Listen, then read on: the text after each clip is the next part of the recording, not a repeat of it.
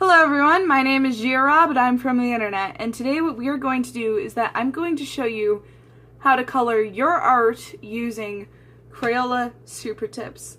Quick word, this is actually a drawing of Android X, also known as Trenchcoat Daddy on the internet. He is my boyfriend and I drew him for the 3 marker challenge yesterday, but I was kind of in a bad mood yesterday and I didn't really feel like explaining myself that much, so I decided to save it for today, and it actually turns out that it's going to be the perfect picture to color with Crayola markers, so hope y'all enjoy that.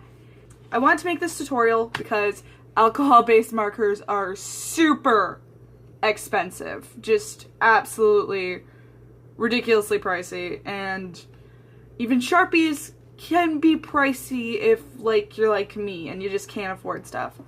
So, I am going to show you what I can do with this 20 pack, not a 50 pack, but a 20 pack of Crayola Super Tips.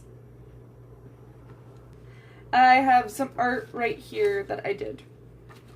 This was from my second ever video on this channel, and as you can see, that is Crayola Super Tips. 100% of that is Crayola Super Tips.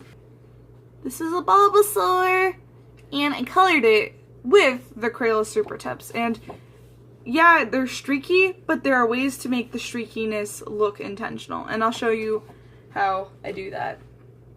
Let's get right into it. So the first thing we're going to try to tackle is his skin.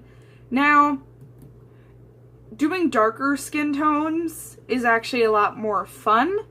I'll show you actually what I do for darker skin tones on his square right here, on this rectangle. Because usually the same technique that I use to fill in these squares is the same technique that I use to fill in skin. However, I'm going to show you how you can do pale skin though on your characters, because that's a little bit trickier because you have to use the white of the paper. We'll just do that now, and usually the trick is to shade with your light color, if that makes sense. So we'll go in and we'll just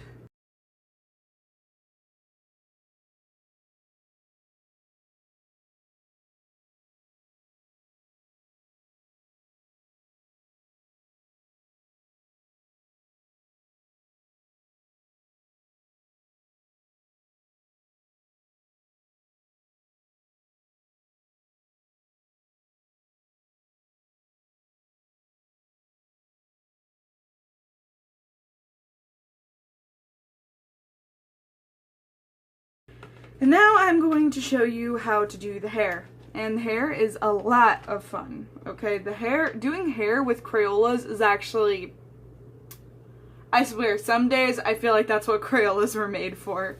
So, first what's a good thing to do is to sketch out where you want your shine. Now, this just kind of makes it easier on you later on. So we kind of just want everything to radiate from here. The way I draw hair most of the time doesn't make sense, so everything just kind of needs to radiate from here, and then that's where shine's gonna be. Now, usually when I'm doing a dirty blonde, I'll start off with a yellow, but because I want this to be brunette, I am going to go just right in with my brown, and I'm just gonna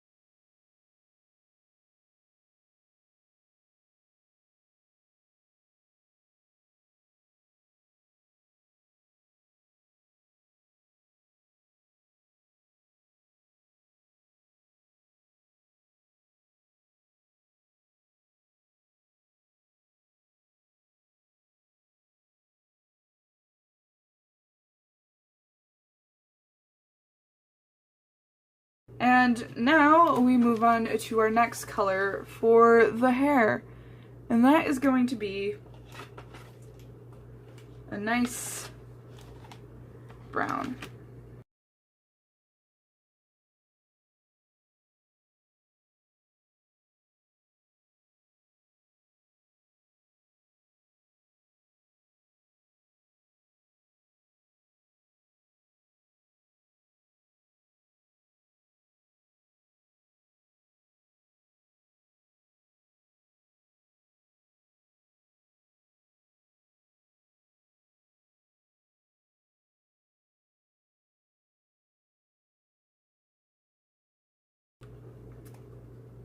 Now we move on to the trench coat. We're actually going to start off with the black, and I know what you're thinking, but just trust me on it, okay? This is a similar technique to what we used on the Bulbasaur. This Bulbasaur that I drew. All the lines going in one direction. Make it look uniform, make it look like you did this on purpose.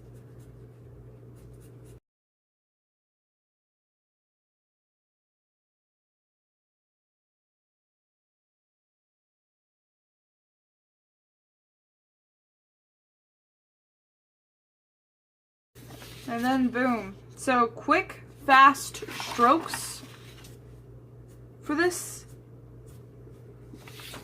So it doesn't seep into the tooth of the paper and it looks almost kind of spotty, sort of staticky, like, you know, like television static. I don't know if you guys even remember that.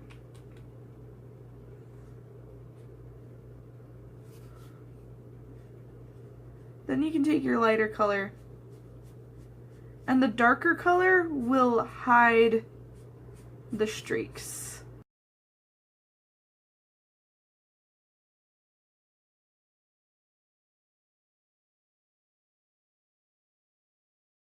For the last part of the tutorial, we are going to be coloring in the background. And this is actually a similar technique to what I use on my skin tones.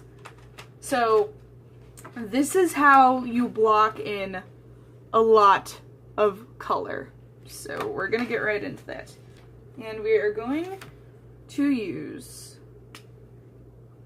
this marker to do it with. So, first, just kind of try to make it somewhat uniform. Just, you know, do your best.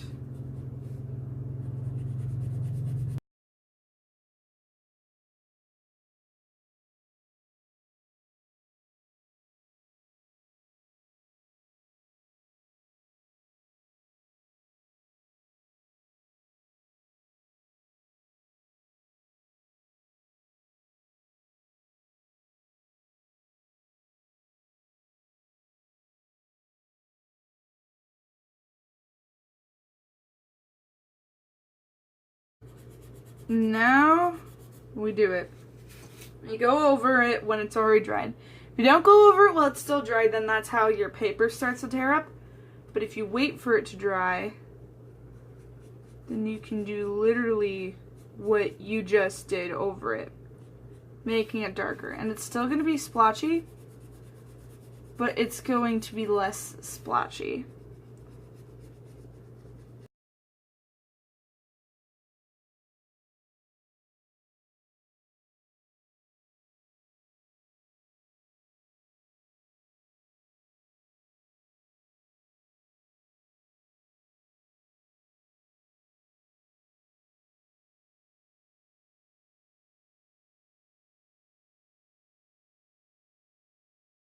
And it's still textured, but it doesn't look as bad. In fact, it actually kind of looks purposeful. And that is how I color darker skin tones. And I think it looks really pretty. I think it looks really nice. Now, sometimes what I do with portraits like this, though, is that I do sometimes go back in with like a red. You know, because I can. Because the dark brown of the marker can hide it. I kind of can't exactly do that with this one though. So this is probably going to be as good as this one gets, but I think, oh wait, I forgot to do the eyebrow. But I think that this drawing turned out to be pretty successful. Alright, that's it guys. Thank you for watching. Godspeed. This is GeoRob, signing out.